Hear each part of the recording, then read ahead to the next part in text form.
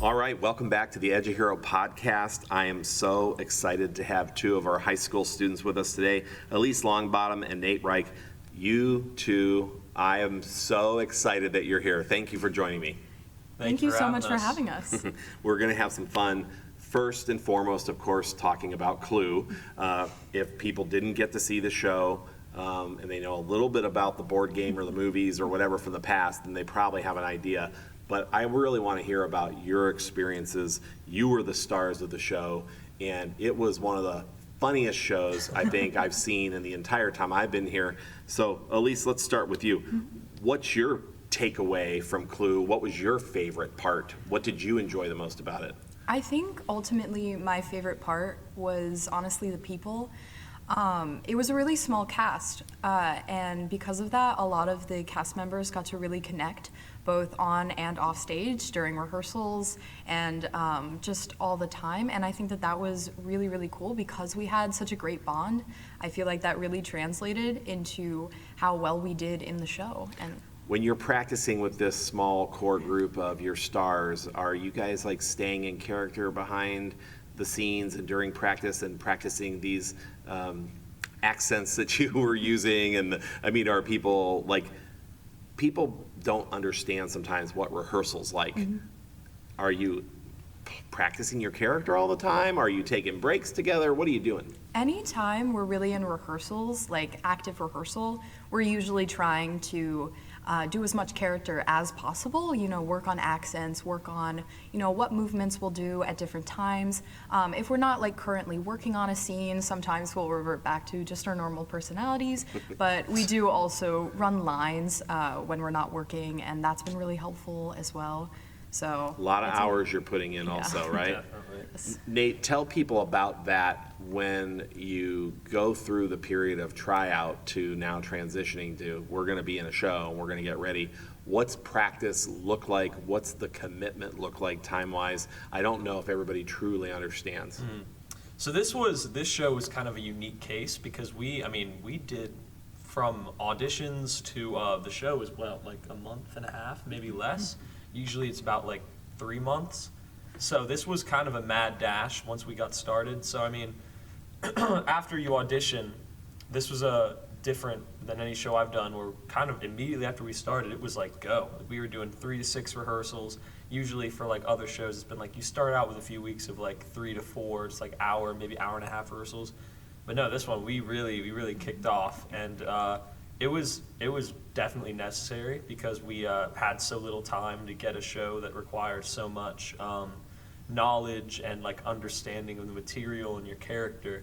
So it was a huge commitment, and then you get to the latter part of the rehearsal schedule, which is like weeks where you're at school till like 9:30, 10 p.m.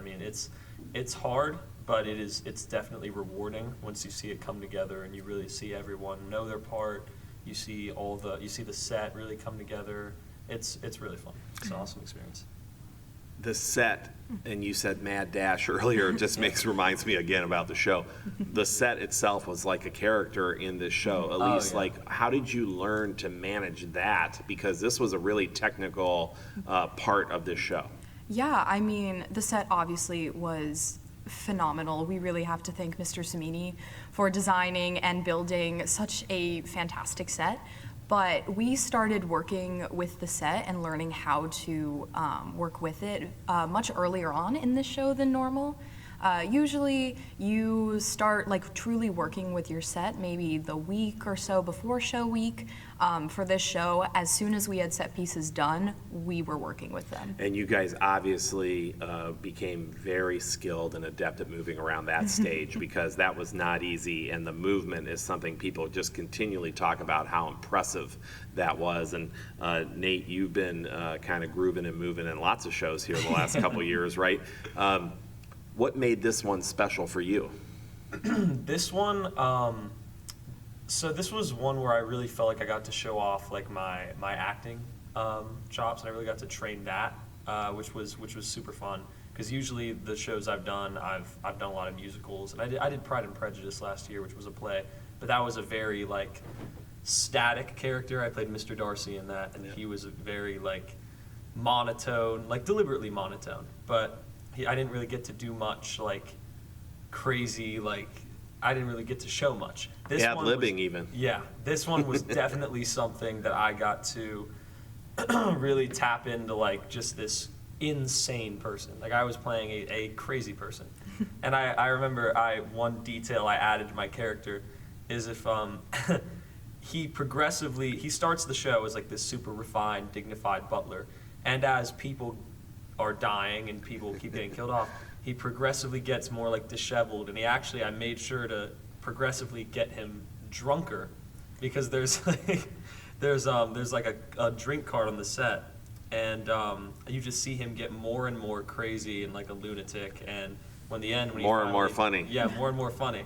And so I tried to like put a kind of a little character arc for him in there, which was fun to play with. But. Yeah, that was great, and I think people noticed. And, and Elyse, your character kind of goes through an arc too, where you get a reveal. Yeah. So how did you kind of approach that? I think, well, to start off, I feel like a lot of people don't realize is that sometimes, your characters that don't always have the most outwardly like personality are sometimes harder than some of your other ones. So it was definitely a challenge for me to make sure that, because Mrs. White is such a monotone character and a lot of her jokes are very deadpan, I had to make sure that, my facial expressions were really reading, because I couldn't do a lot of like really huge actions. And so, I think eventually I tried to play the character as she got further and further into the show, she realized more and more and more, like, oh my gosh, like all of this is happening, I may actually get caught. Because obviously we know she's killed her husbands the whole time. But yeah, all five. But in the beginning, she's very, very staunchly like, no, I didn't do it. But I had to really play into the fact that throughout the show, obviously the other characters realize that she's actually done it, and she has to come to terms with the fact that people are gonna know that she's done it. So that was something I really had to work on. Comedy is hard. Yeah. I think that's what my takeaway, right? Yeah. You guys really work hard to make the comedy happen as actors, and that translated, and I hope that you heard it from the stage, but Yeah. The standing O on the first night is like great, right? And it was loud, and people were laughing out loud throughout the show, which was great when you get those belly laughs. You guys are involved in a lot of other things, obviously. You've done many shows, many performances over time.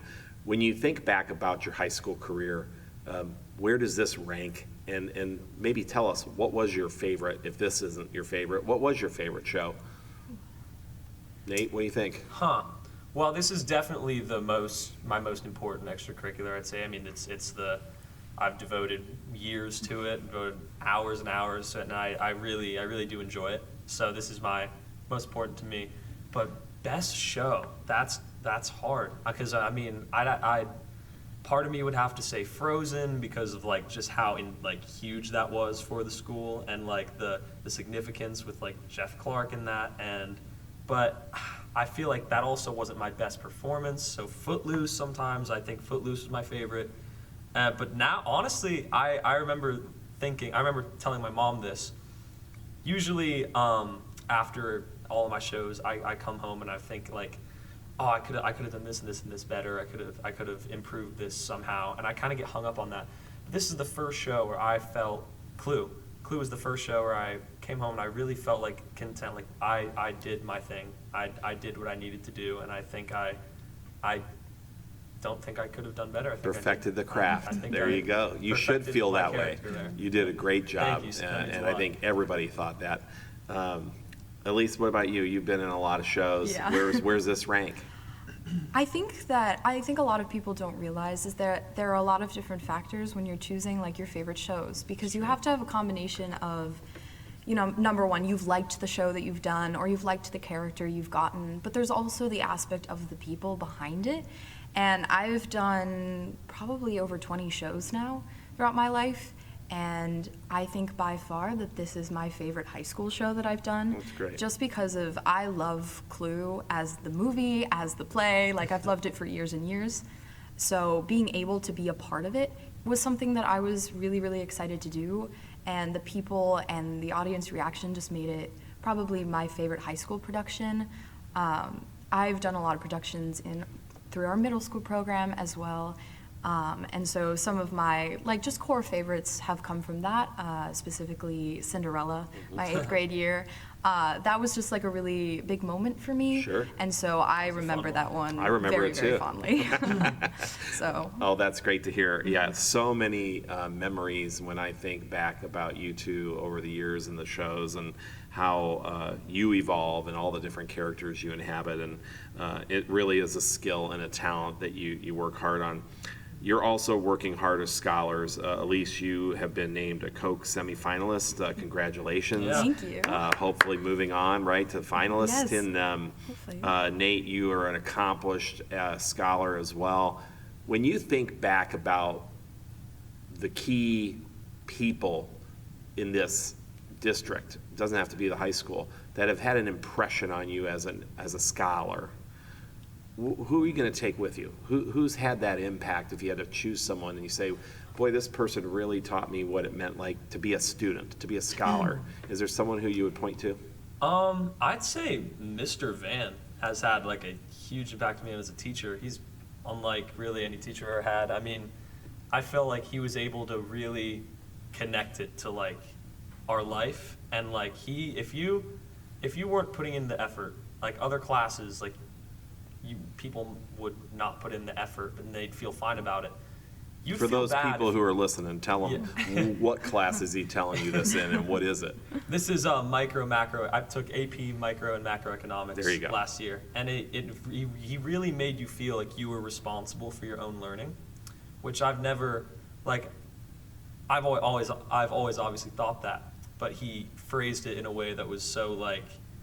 It really made me think. I remember he made a chart on the whiteboard one time after like the first test where like a bunch of people failed, and it was like you're either on this side where you're trying, or where you're trying and you're failing, or you're succeeding and you're trying, or you're not trying and you're failing, or you're not trying and you're succeeding. It was like, but it was at the core of it was like some people are slacking and succeeding, and those people are getting lucky, and eventually they will fail.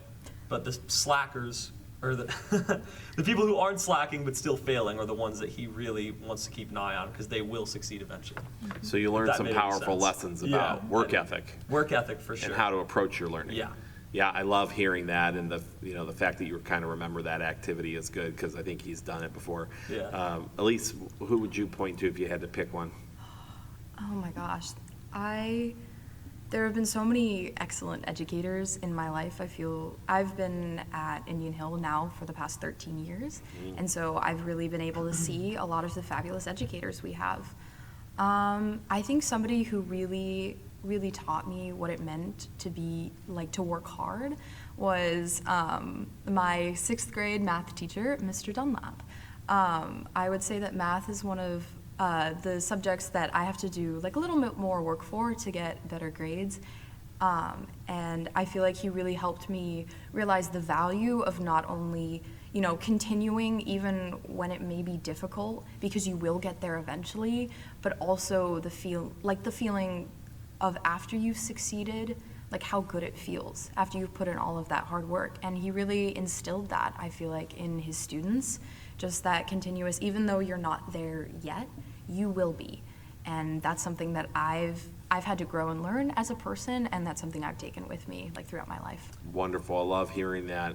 I'm gonna have to add somebody. Okay, we'll let you add. Didn't think this far back, but Mrs. Bone encouraged me to get on stage for the first time. So Okay. really wouldn't be here if she hadn't done that. So If we're going back to who encouraged us to be here, Miss Watson at the primary school I loved music since a very young age, but she was so instrumental in like just continuing to grow my joy of music, and even as a little kid. And then eventually Mrs. Bone, she's the one who recommended me for voice lessons, and so I owe a lot to her in that respect as well. That's great to hear, and I appreciate those examples, and I think for our listeners, it's always great to hear your perspective and your lens on impact and learning. And people leave school, they go away, they work, they have an impression of what they think school's like based on their experience that they lived through in school, and very few adults come back to school. unless they're volunteering or heavily involved, So it's great to hear how you think school has evolved and changed and the demands on teenagers today. You talked about not getting home until 9:30 or 10 at night. All the activities that you're involved in and things outside of the regular shows where you've got these demands and pressures. How do you have fun as a teenager? Like, do you still get to have fun? And like, if you take away like what's been fun at high school over the last couple of years, is there something you point to that you're like, yeah, that's fun and that's what we get to do? That's fun. I mean, because I think it's important. I would have to say that one of the biggest things when you do so many extracurriculars and you have so many different classes with a lot of work that you have to do, you really have to enjoy what you're doing. Otherwise, then it just kind of becomes miserable. But so for me, a lot of my fun has come from our theater and arts department because I enjoy being on stage and I enjoy, singing and acting so much.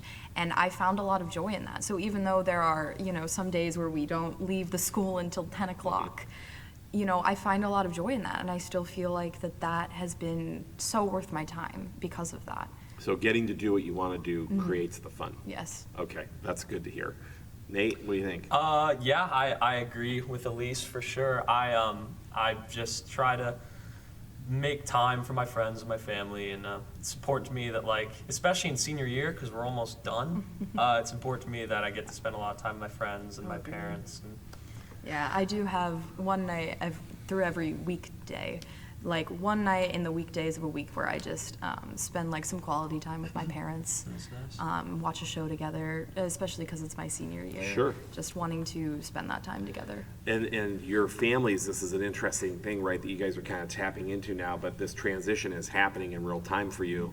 You have these events that come along, right, like Favorite Person Day, and then there's all the next thing and the next thing, and you start to actually grieve and lament the transition even while you're getting excited for the next thing that's coming, right? And you get the senioritis starts to come next, and Yeah. but your family, your friends, your parents, you're all going through it together. Makes the senior year very unique. So let's talk about next steps. What's on the horizon? What is it that you're most excited about for the future, Nate? I'm most excited about the fact that, I don't know, I'm excited to see what comes my way. I mean, I've applied to a ton of colleges. Can't wait to hear back from them. Can't wait to make my What's at the decision. top of your list? Top UVA. one or two? Okay. UVA is my number one. But, I mean, it's super exciting that, like, for the first time in my life, I'm going to be, like, completely, like, at my own, like, decisions. Like, I'm in, like, the driver's seat soon, and I'm just excited to see where I go. I think it's gonna Love be it. super fun. That Darden school is a pretty good school. It is and, great, yeah. I hope you get your wish, and I'll be interested to hear because the day you get those letters or those emails now, right, and you get to kind of go, oh, Yeah. that's going to be a cool moment I'm too, gonna be right? shaking when I open the Hit refresh.